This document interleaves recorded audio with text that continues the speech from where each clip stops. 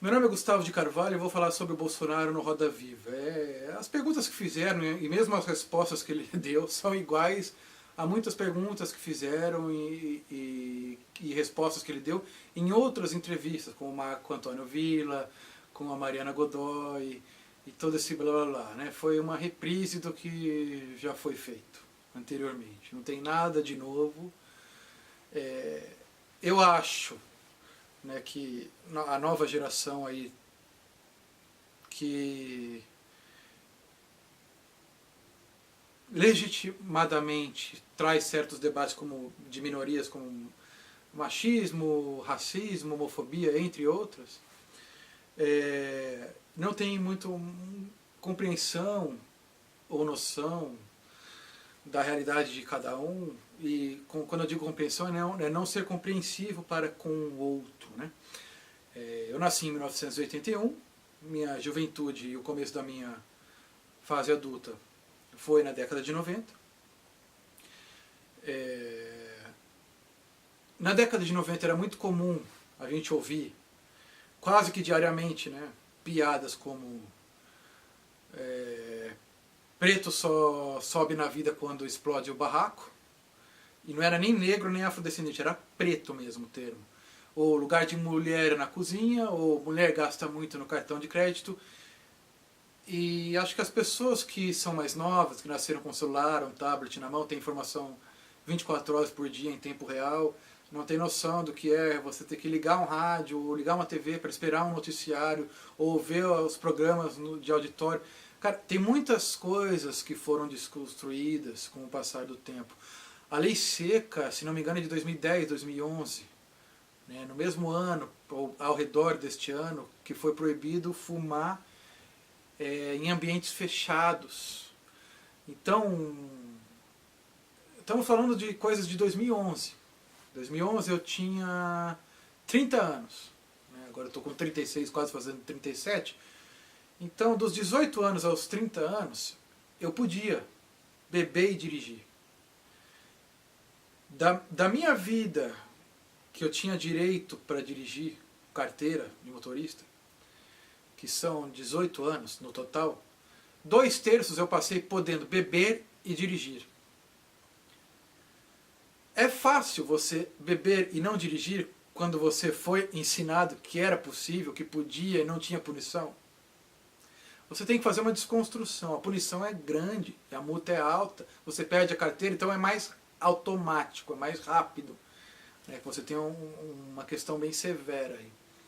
Outras questões não são tão severas. Por exemplo, fazer piada homofóbica, racista e machista é um racismo estrutural que nem sempre é punido criminalmente. Então, a desconstrução é mais lenta. E nós estamos falando de mim, uma pessoa, como eu falei, nascida em 81, que viveu a década de 90, a sua juventude. Imagina alguém que nasceu em 55, viveu a juventude na década de 60, Bolsonaro. E tem a questão militar. A lavagem cerebral que fazem nos militares é enorme. Porque você consegue tentar imaginar uma pessoa que é crápula, é cruel, é sádica. Né? O Bolsonaro até fala, tem que matar não sei quem, tem que matar 30 mil, tem que matar não sei o quê, tem que... É expressão, é força de expressão. Isso se chama força de expressão. E não estou aqui passando pano para o Bolsonaro, nem defendendo. Eu sou anarquista, libertário de centro, não sou nem anarquista, anarcocapitalista, nem anarquista socialista. Eu acho que tem uma outra parada que vai surgir, que é um anarquismo mais digital. Né? Participação popular, pessoas escolhendo onde que vai gastar o dinheiro do imposto, quanto que vai ser pago do imposto para lá e para cá.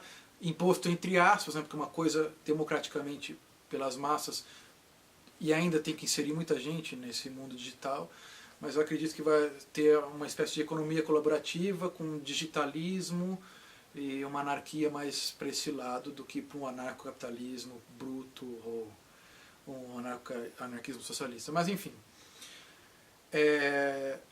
você consegue imaginar uma pessoa, um civil, pegando uma arma e saindo matando gente assim, sem ter algum problema de depressão, ou de esquizofrenia, ou alguma coisa, uma questão muito xiita, ideológica, como o Islã, que os caras matam e se matam por Deus, ou uma pessoa que não sofreu bullying e aí revida, porque ela quer...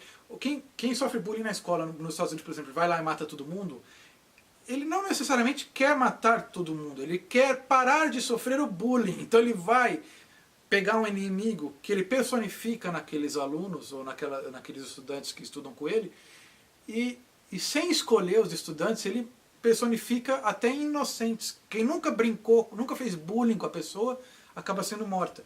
Porque ele quer acabar com a situação dele ser um sofredor de bullying. Não quer dizer que ele quer matar as pessoas, mas ele... Aí envolve muita questão de análise e tratamento psicológico para saber os gatilhos que fizeram isso. Mas é muito difícil uma pessoa ser cruel, sádica e crápula ao ponto de sair matando pessoas que nunca viu na vida, sem motivo aparente e sendo mandado a fazer isso, que é o que acontece no exército. Então, quando os Estados Unidos vai invadir um país, um americano de 18 anos, de 20 anos, de 25 anos, quantos anos for do exército, ele já sofreu uma lavagem cerebral enorme, porque ele não questiona nada. Ah, pega esse avião, passa por cima de cidade tal e solta a bomba. Você vai matar um monte de gente que você nunca viu, nunca te fez mal, você nem sabe quem são. Por cara chegar nesse nível de crueldade, ele tem que estar muito frio, muito calculista, muito desumanizado. O que eu não sou especialista em militarismo, nem quartel, nem nada, mas deve acontecer muito lá dentro.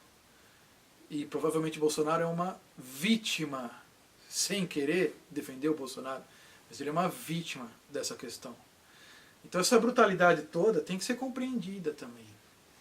Por que uma pessoa pode ser desprivilegiada, financeira, socialmente, culturalmente, educacionalmente falando, e não pode ser desprivilegiada em relação a um debate ou a uma ideologia, ou porque nunca ninguém falou de uma maneira educativa e generosa e compreensiva com aquela pessoa? Porque imagina você posta alguma coisa no Facebook, a Alemanha é um país interessante, mas foi o país que criou o Holocausto. Só que você escreve mais com I, em vez de mas, M-A-S. Aí alguém fala assim, olha, você é retardado, você é burro, você não sabe a diferença de mais com I e mas, M-A-S. Então o seu argumento não vale porque você cometeu um erro gramatical, ortográfico. Então quer dizer que o Holocausto não existiu porque a pessoa errou mais com o mas. Por que será que essa pessoa errou mais com o mas? Eu lembro que na segunda série, eu tinha 9, 10 anos, eu fiz várias redações que eu escrevi mais com I, ao invés de mas, M-A-S. E em todas elas, a minha professora, que era uma escola particular, só dava aula para a minha turma, provavelmente, e ganhava um salário muito bom, circulou mais com I, e escreveu mas, M-A-S, e explicou por que era mas, M-A-S, e não mais com I. Que um era usado para adição, o outro para contrapor ideias, e blá blá blá blá blá. Agora, eu sou um privilegiado. Tinha uma professora que só dava aula para minha turma, provavelmente, poderia cobrar uma redação por dia, que ela poderia corrigir uma redação por dia de 30 alunos, que ela só dava aula de manhã, das 8 ao meio-dia, vamos supor, 4 horas por dia, então ela tinha um tempo livre enorme, um salário bom para fazer aquilo. Imagina um professor da rede pública que dá aula de manhã, de tarde ele tem outra turma e de noite ele dá aula para o EJA. Esse professor vai poder exigir uma redação dos alunos uma vez por semana, uma vez por dia, quem sabe até uma vez por mês, e corrigir esses alunos? Se esses alunos não estão escrevendo e ninguém está falando para eles o que eles estão errando, será que é burrice? Ou é falta de oportunidade de ter tido alguém que falou, mais com I é só para usar adição, 2 mais 2. Mas, M-A-S é usado para isso. Outra coisa, Então, Bolsonaro provavelmente não teve nunca na vida dele alguém falando, olha, isso aqui não é de bom tom fazer, isso aqui não é de bom tom falar. Nunca teve. E provavelmente deve estar tendo agora alguns assessores, e com certeza ele não está dando ouvido a esses assessores. É engraçado, porque o cara o acusou de racismo por falar que o quilombola mais leve tinha 7 arrobas. Aí ele falou, olha, pode ser uma piada de mau tom, mas não é racismo, porque eu convivo com negros, eu convivo... Você pode até dizer que é racismo estrutural, mas ele mesmo admite que é de mau tom a piada. Não foi de bom tom, mas daí é racismo, é outra coisa. Aí você vai desqualificar todo o discurso do Bolsonaro porque ele fez uma piada ou soltou uma frase sem graça. Quais são as ideias dele? Na verdade ele tem pouquíssimas ideias, né? E isso é até bom, porque ele pretende deixar o governo nas pastas com os especialistas. Então quem vai governar não é o Bolsonaro, são os especialistas. Você tem que parar para pensar. O Bolsonaro entrar lá, vai ter mais machismo, mais homofobia, mais racismo? Duvido. Esse é um debate que já está na sociedade e vai acontecer e continuará acontecendo apesar do Bolsonaro. E independentemente de quem estiver lá como presidente, esse debate continuará acontecendo e as pessoas mais velhas que têm uma capacidade menor de desconstrução ou de aceitação de uma nova realidade, porque viveram em outras épocas, elas não serão mais ou menos desconstruídas, ou não serão desconstruídas mais ou menos rapidamente, dependendo de quem estiver no poder. Não. Isso não acontecerá. Pode ter certeza. Por isso que eu acho que dos 3 candidatos que, apesar de eu ser anarquista, eu gostaria que fossem, se eu tivesse que escolher, se eu não fosse anarquista, seria o melhor deles, João Amoedo, o segundo melhor, Álvaro Dias, e o terceiro, Bolsonaro. Dos 3 que eu acho que deveriam ir para o governo agora, Bolsonaro é o pior. Infelizmente, ele é o que mais tem chance. E quando eu digo que esses 3 são os melhores, é porque eles têm uma visão mais liberal da economia. O Brasil nunca tentou liberalismo de fato, então vamos dar um voto de confiança, vamos tentar isso aqui para ver se funciona. Se não funcionar, a gente volta para o outro, porque o outro já não funcionou, não tem funcionado direito. Essa meia bomba. Esse não é nem liberal, nem é social, não é nada, é meio centrão. Vamos tentar um negócio um pouco mais assim, para ver qual é, o que dá? Não custa nada experimentar. São 4 anos, a gente já está fudido mesmo, vai morrer. E o debate sobre os preconceitos continuará acontecendo apesar do Bolsonaro. E é o que eu falei, ninguém vai ser mais ou menos desconstruído, e nem mais rapidamente ou menos rapidamente desconstruído, porque está lá uma Manuela Dávila. Né? Os pastores vão continuar aí, a internet vai continuar dando voz a todo tipo de gente, inclusive gente babaca, várias coisas vão continuar aí. Mas os 3 que eu mencionei, os 3 candidatos, eles são os melhores, não só pela essa agenda mais liberal, vamos tentar isso aqui, mas porque são os únicos 3 que falam que vão colocar alguém no Ministério da Justiça e vão dar voz, vão dar poder para a Lava Jato continuar a fazer o serviço que ela tem feito. Inclusive, de repente, revendo a questão do Supremo Tribunal Federal para punir todo mundo que tem que ser punido. E é por isso que o Bolsonaro, como ele é um dos que mais tem chance, ele vai ser malhado sempre. Porque o pessoal tem medo que essas pessoas entrem, porque vai acabar com uma mata. Esses políticos que estão aí estão com medo. Cara, eu acho muito complicado, é um retrocesso. Você colocar um Ciro Gomes que quer botar de novo o Ministério Público, a Polícia Federal e que seja lá quem for na caixinha. Porque ele acha que ter prendido Lula ou Cunha, prendido Lula na verdade, foi demais. Eu acho que foi pouco. Tem que prender FHC, Sarney, Maluf tem que voltar para a prisão normal, não na domiciliar. Tem que prender Lindenberg, Aécio, Temer, Gleisi Hoffmann, Quem mais? Renan Calheiros, Romero Jucá, Jader Barbalho, Delcídio do Amaral que está passeando por aí. Tem que prender muita gente. Joesley Batista está solto. Tem que prender muita gente. Foi feito muito pouco para o cara falar que o Ministério Público e a Polícia Federal estão fora da caixinha. Eu acho que a prioridade...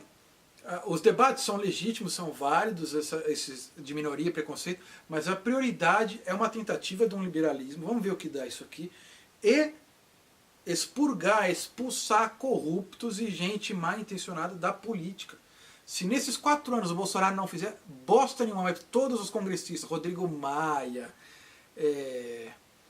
quem mais? Tem vários que estão sendo investigados, forem investigados realmente, forem presos, nas próximas eleições vão ter cada vez menos gente mal intencionada, vai tendo uma limpeza do sistema político. E aí você consegue aprovar medidas anticorrupção, você consegue fazer uma reforma política válida e interessante, você consegue mudar o sistema todo. Eu acho que isso é mais importante do que o resto que já vai acontecer, independente de quem for governado. Essa é uma questão para se pensar. Então, quando a pessoa vai e fala, o Cossielo, por exemplo, provavelmente o Cossielo, o Zóio, várias pessoas, o Galhaço, o próprio Cauê Moura, vários, eu não estou aqui defendendo nenhum deles, fizeram coisas toscas. Eu mesmo devo ter feito em algum momento, devo ter falado isso, alguma coisa pejorativa ou de uma forma errada, mas não é falando que o cara é racista, que é um porco, que merece ser morto, que não sei o quê, que vai educar. Eu fiz um vídeo, eu trabalho com poesia, eu tenho uma fanpage de poesia que uma vez eu fiz um vídeo que o José Craveirinha, que é um poeta moçambicano que participou da independência de Moçambique, ele tem um poema que fala, eu sou carvão, senhor. E ele está ironizando o fato do senhor, dos opressores, usarem ele como força motriz para movimentar o trem, que é o sistema.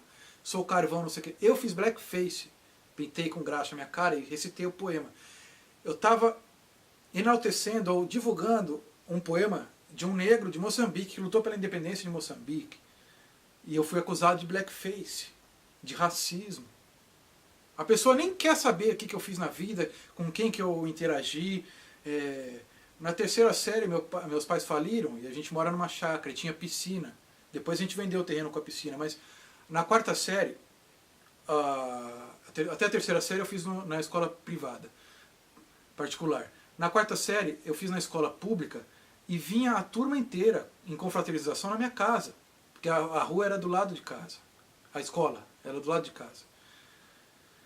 Negros, descendentes de índios, de japoneses, mulheres, gente que tinha pinta de ser gay, todo tipo de gente, naturalmente entrou na minha vida porque eu fiz parte daquela escola, então eu saí daquela bolha da escola particular, e naturalmente eu deixei de ter qualquer coisa de preconceito. Então, cara, na minha piscina, na piscina de casa, nadava toda essa galera. Vai falar que eu sou preconceituoso, sou racista, ou sou homofóbico, ou sou isso, ou aquilo. Nos anos 2000, no começo, eu me interessei por música eletrônica, e isso me levou a muitos eventos que uma grande porcentagem, se não a maioria, de pessoas nos eventos era GLS, como a gente dizia na época, né, LGBT. Cara, se eu fosse homofóbico, eu nunca iria num lugar desse. Então, vamos supor, eu fiz um blackface porque eu tinha ignorância da questão do blackface e vinha me chamar de racista. Não custava nada. Quando a pessoa comentou que eu era racista, escrevi, olha, blackface não é de bom tom. Olha esse link aqui, lê sobre isso que aconteceu. Né? E essas coisas acontecem num estalar de dedos. Teve uma companhia, os Fofos, de teatro, que fazia uma peça que tinha um blackface, que era a empregada doméstica. Os caras fizeram a peça por 10, 12 anos. De repente, num dia X, foram apresentar no Itaú Cultural, houve uma militância não sei, o movimento negro, alguma coisa assim, que achou de mau tom aquilo lá, e eles cancelaram a peça. Então, uma semana, um mês, não sei quanto tempo antes, eles apresentaram em algum lugar. De repente, na outra apresentação, já não era válido, era um debate. E aí eles cancelaram a peça e fizeram um debate no Itaú Cultural. Então, de repente, numa semana pode, na outra não pode. Como é que quem está fora do movimento, ou quem não sofreu opressão, ou quem é privilegiado, se desconstrói nesse espaço de tempo, com essa dinâmica, sendo taxado de racista ou tendo o dedo apontado na cara, ao invés de ser tratado de uma maneira mais socioeducativa? Olha, isso aqui não pode, vamos debater, eu não acho de bom tom, sabe? Eu, em 2010, eu trabalhei com poesia em praça pública, eu recitava toda semana poesia em praça pública. Eu comprei do dinheiro do meu bolso 2 tábuas de madeira e fiz um mural, que a gente expunha todo mês poemas de... Eram eu e mais 2 pessoas, e essas 2 pessoas não tinham as condições que eu tinha no momento, então eu comprei do meu bolso. E eu imprimia na minha casa, com a minha tinta, da minha impressora, esses poemas que a gente expunha. Em novembro, a gente divulgou só poetas negros. Era Elisa Lucinda, Salgado Maranhão, Solano Trindade, o José Craveirinha mesmo, vários poetas, né? Poeta mesmo, não o pessoal do rap. Eu tenho uma questão com o pessoal do rap por pontos estéticos, falando assim, né? Da mesma forma que eu tenho uma questão com o pessoal da MPB também por estética musical, porque eu venho do jazz e da música erudita, é uma questão estética. Alguns, por exemplo, aí você vai falar, não, é racismo, você não curte rap. Pra mim o rap, um letrista de rap, não sei o que, não quero por questões estéticas, como eu falei. Da mesma forma que alguém da MPB branco, como o Chico Buarque, também não quero por questões estéticas. Se você não considera o Chico Buarque branco, poderia dar um exemplo, sei lá, uma Zélia Duncan, alguém branco. Enfim, não é uma questão racial, é uma questão estética, porque eu acho que a música ela é mais que isso. Enfim, e aí você vem falar que eu divulgava os poetas negros com o dinheiro do meu bolso, e eu sou racista. E quando fui taxado de racista na internet, eu estava já há quase 1 ano trabalhando com a minha fanpage, tinha mais de 350 mil seguidores, e eu fiquei com receio disso viralizar e jogar na lata do lixo todo o meu trabalho. Eu simplesmente deletei o vídeo. Sabe quando eu vou, de novo, dar voz a um poema de um negro, sem receio de ser taxado de alguém que está fazendo apropriação cultural e, portanto, é racista? Nunca mais. Então, e no meu perfil pessoal eu repliquei o poema na época, e uma menina loira, nórdica, praticamente, perguntou, olha, legal esse poema. Você quer? Eu mostrei mais poemas do José Craveirinho, tem a obra dele inteira, poética, que saiu pela Caminhos de Portugal, Editora de Portugal. Agostinho Neto, de Angola, tem a obra inteira. Nossa, eu tenho tantos escritores africanos de língua portuguesa. Pepetela. Nossa, isso antes desses caras irem para o vestibular. Estou falando de 2003, 2004, eu já li esse pessoal. O fato da fanpage aconteceu em 2015, 2016. Então, quem perde com isso, de repente, são os próprios poetas que deixam de ser divulgados. Essa menina, que entre aspas chamei de nórdica, mandei mais poemas do Craveirinha para ela, mandei poemas de outros poetas negros, africanos. Né? Eu estava propagando a palavra. Né? Falava, olha, legal, aqui no Brasil teve o Navio Negreiro, do Castro Alves, em Moçambique tem esse aqui. Em Angola tem aquele poema lá que é importante, tem essa relação. Me taxaram. Eu achei muito agressiva a forma como me qualificaram naquele vídeo lá. Porque o poema do José Craveirinha falava em carvão, né? Como eu falei, eu pintei com graxa.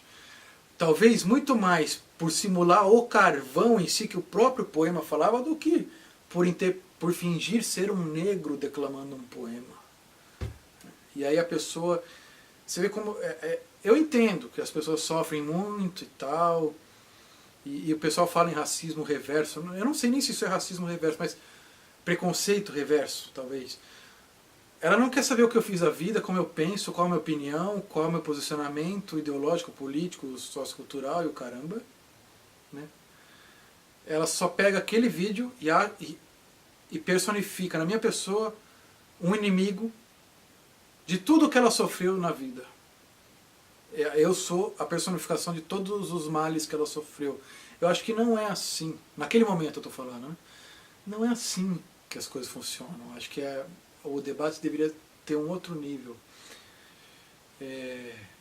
Enfim, por essas e outras, apesar de achar o João Amoedo melhor, o Álvaro Dias o segundo, o único com chance, infelizmente, é o Bolsonaro, e talvez seria melhor que o Amoedo tivesse as chances que ele tem, porque o índice de rejeição do Bolsonaro é muito grande.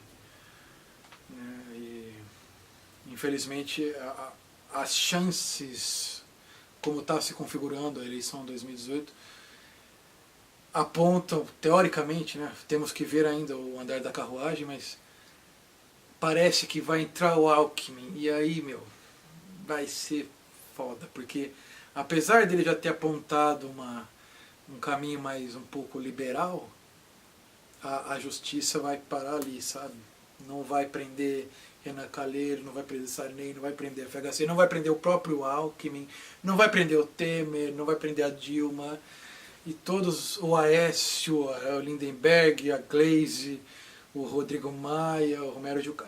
Eu acho que isso é um grande erro que a gente comete se eleger alguém que não vai pra frente mais, a Lava Jato, assim, essas coisas. Infelizmente, eu acho que esse processo de depuração e de liberalização da economia como um teste para ver no que dá, mas assim, tem que ver no que dá, e não é só entrar 4 anos, deixa mais uns 8, 10 anos de puro liberalismo para ver, né, porque uma medida tomada amanhã vai reverberar daqui a 4, 5 anos, uma medida tomada daqui a 3 anos vai reverberar daqui a 5, 8, não é assim, não é? O cara não fala assim, olha, vamos desburocratizar os investimentos, fazer a reforma trabalhista, não sei o que, de repente todo mundo vem investir no Brasil e tem emprego para tudo. Não é assim que as coisas funcionam, é gradativo, sabe?